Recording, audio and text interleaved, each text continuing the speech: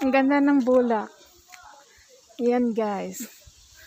Blossom na blossom. Dito kami ngayon sa farm ng aking alaga. Ayan. Ang ganda. Ayan pala. Ayan. Ito naman yung dati nilang bahay. Hindi naman farm nila.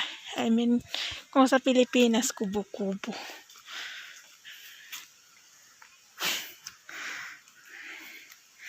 Ay, malapit na tayo sa bulak. Sa bulak. Sa cherry blossom. Ayan. Mango. Mango yan.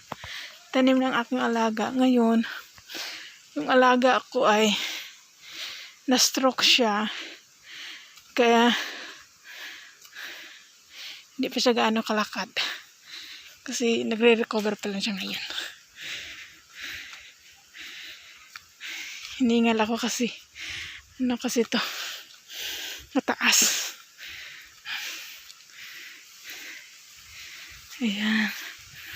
Malapit na tayo.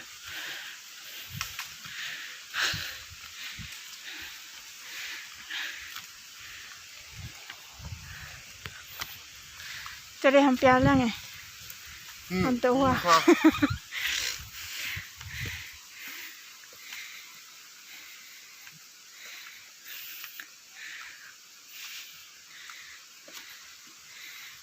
Ayan. Nandito na tayo.